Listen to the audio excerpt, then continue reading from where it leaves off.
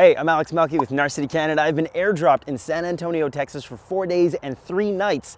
And I mean, like, how could you be mad under this summer sun in the middle of January? Because, like, we don't have this in Canada. It's so cold.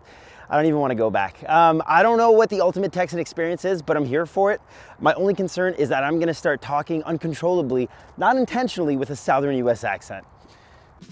Barbecue, tattoos, margaritas, and horses. Here are all the things you need to do for the ultimate experience in San Antonio, Texas. Yeehaw!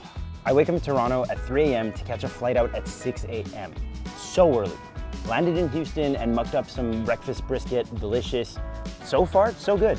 Everything's great. We get the biggest SUV I've ever seen. I guess everything is literally bigger here. Go figure. You know, blue skies, no worries. Everything's chill, everything's great. So we're excited, tired. This is gonna be fun. It's a brisk like 5 degrees in San Antonio this morning, which I didn't expect. I didn't plan for this. I didn't bring a jacket, but you know, we'll make do. Listen, after guns, barbecue is the thing that comes to mind, for me at least, when I think of Texas. 2M Smokehouse being like one of the most highest rated barbecue spots in San Antonio. People say in San Antonio this is the best spot, you gotta try it out.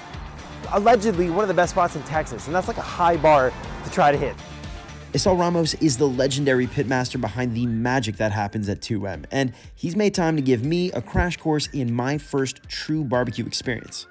Barbecue began in North America before the 1500s, and then European meat smoking traditions were brought into Central Texas by German and Czech settlers during the mid-19th century. This didn't happen overnight. There's some serious history here. People are saying this is the best barbecue in San Antonio. Some people are even debating if it's the best in Texas. Why do you think, like, what do you think sets you guys apart from other places? I like to believe that it's because we don't cut any corners, and I care about the quality and the product that we're pushing out. I have a great team. We care about customer service, which is big, right? And then our meats shine as well. I think it's consistency. All right, let's eat. All right, so walk me through this, chef. What are we dealing with? Okay, so what we have here is we have our barbacoa here, right? And what that is that the cheeks from the cow. Okay. Right. So we get that, we go ahead and we smoke it a little bit. We'll wrap it up in banana leaves, and then we finish it off. And that's how it looks. It looks nice and stringy and pulled. We have our brisket underneath these ribs right here. So we have our glazed ribs right here. These ribs are just a simple salt and pepper rub, and then we apply our wheat glaze to it. Beauty. Our signature sausage that we have right here. This is an all pork. We use Oaxaca cheese. Okay. And it's kind of like it's a take on a traditional jalapeno and cheddar, right? That's predominantly what you'll get in Texas. So we switched it up a little bit and we put serrano peppers and Oaxaca cheese in it, which is a lot. Okay. I think it's a lot better. Yeah. We pickle all of our items here in house. So we have our pickled serranos, we have our pickled pickles, and our pickled bell peppers right here. You pickle your pickles? We pickle our pickles. And this is an all beef sausage that we also make in house. It's just nice and simple. Yeah. Simple flavors. Just sometimes so everybody can something everybody can enjoy. Just a simple, nice sweet slaw. We top it with poppy seeds, and this is our Oaxaca cheese macaroni that we top with pork rinds. Listen, thank you. I love it. I registered everything you said. I need to dive in. This mac and cheese is literally calling me right now. Let's get the pork rinds on top. Get in there, get the creaminess. That's insane. That's actually maybe the most tender meat I've ever had in my life. Into this brisket. Jesus. Oh my God. And that's just a simple brisket, right? That's Texas right there. Good.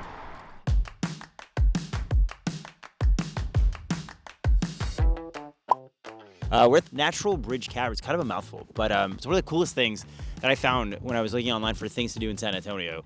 The pictures looked crazy. Basically, it looks like an alien world underground, and I'm super down to check it out because we don't really have anything that nuts, at least in Montreal, I haven't seen. It's supposed to be super cool.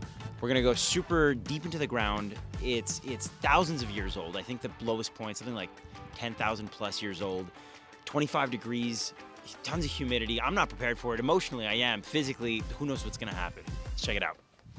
This guy over here, Travis West, co-owns the Caverns. First owned by his grandmother, Clara, and that story is pretty wild. Right. So locals and farmers and ranchers in the family knew about the cave, but it was always thought to be really small. And cavers had come in as early as the 1930s and maybe even earlier and explored some of the small rooms in the very beginning here. Yeah. and it was always thought to be just a small cave, right? Big, cool pit entrance and a cool natural bridge, but a small cave. And these 4 college students from San Antonio, they found out about it and they heard about it, and they navigated their way to my grandmother's house here on the property and got permission from her. And she said later, she's like, I don't know why I gave them permission. There was just something about them, and they made a huge discovery.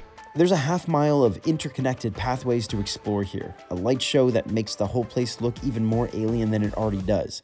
It's a trip. Oh, and heads up, it's a humid 25 degrees here all year round, so dress light.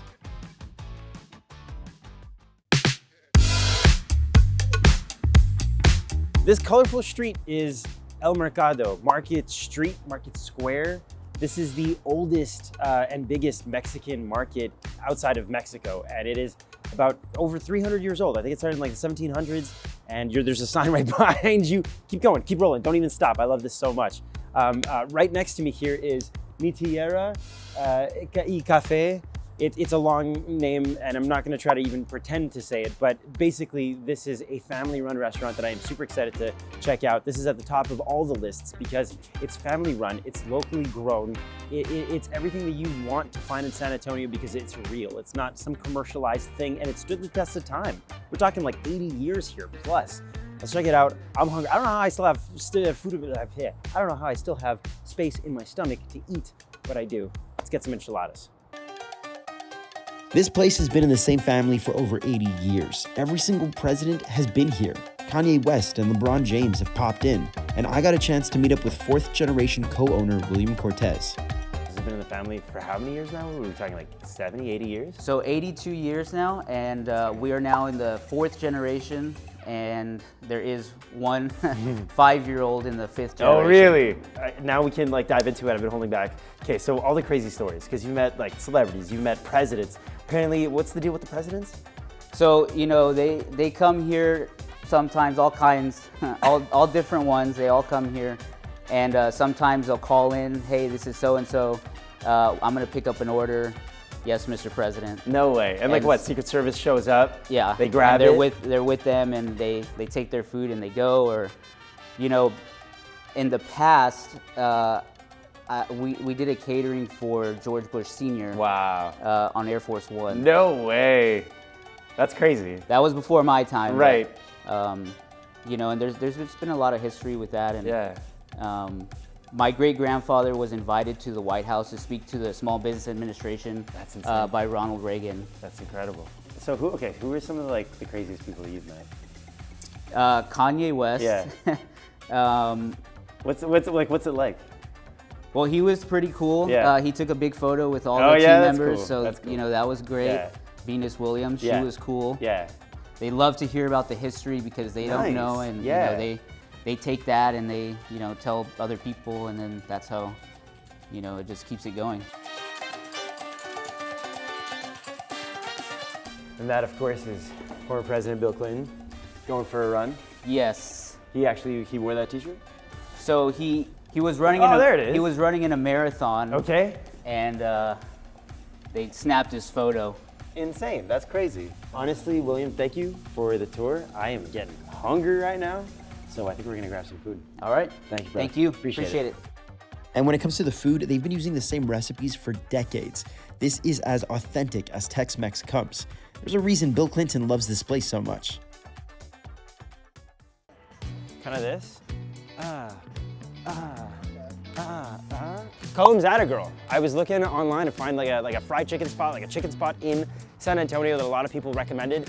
Years of Reddit threads that I went through, and everybody was talking about Cullum's at a girl. This is the spot apparently that you need to come to for wings specifically. They also have some fried chicken stuff, but like the whole history here is that this is like some old house that was converted into a rundown chicken shack.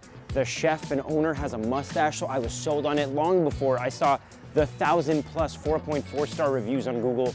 Yeah, they have some weird menu items, and I'm starting to get a little peckish. I don't know how I'm still hungry. I've eaten so much here. We're gonna check it out. Come on.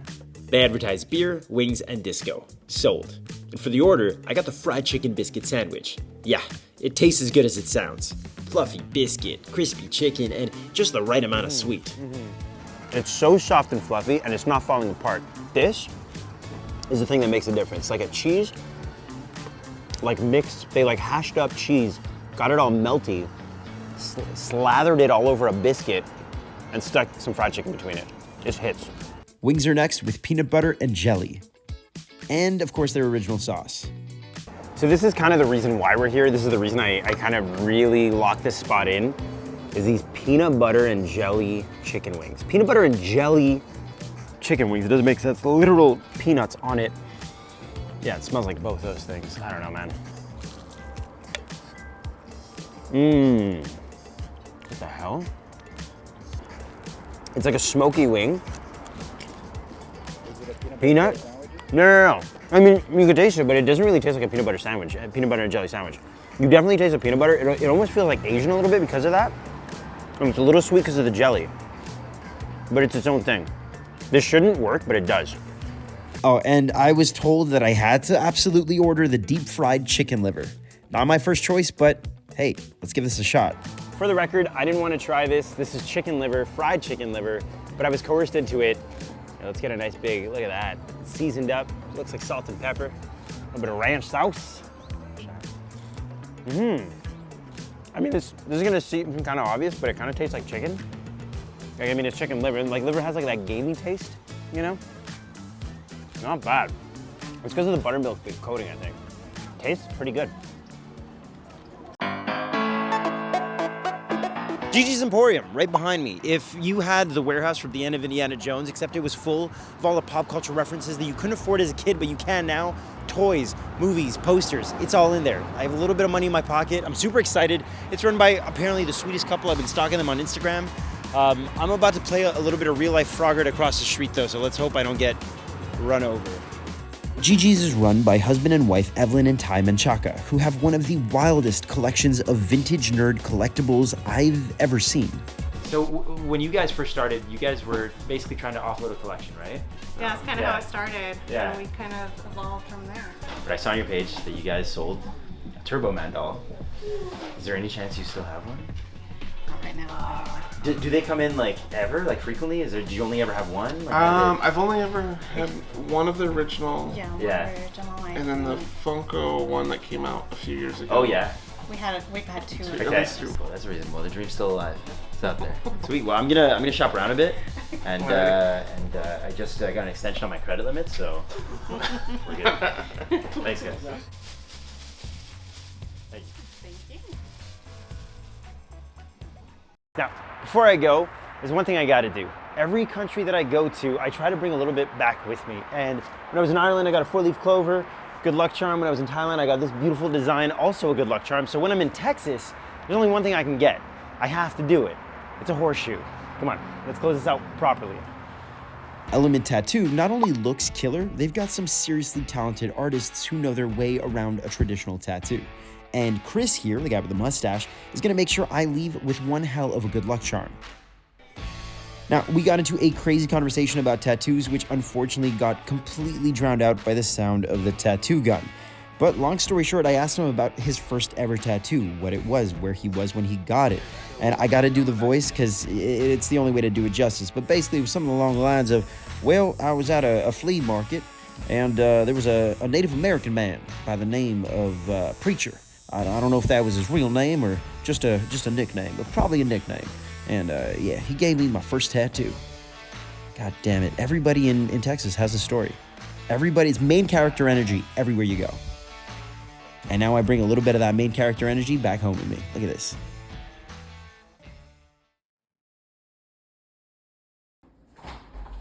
Hey, how's it going? Oh, and remember earlier when I asked the folks at Gigi's about that Turbo Man doll? Well, guess what? They hit me up less than a week later about one having just walked through the door, like some kind of Christmas miracle in January. This is my childhood grail right here. I didn't even know I could be this happy. Just, don't tell my girlfriend that. Kidding me right now? Turbo Man. Turbo Man. Turbo Man. It's Turbo! Oh my God. Oh, it's turbo time, baby.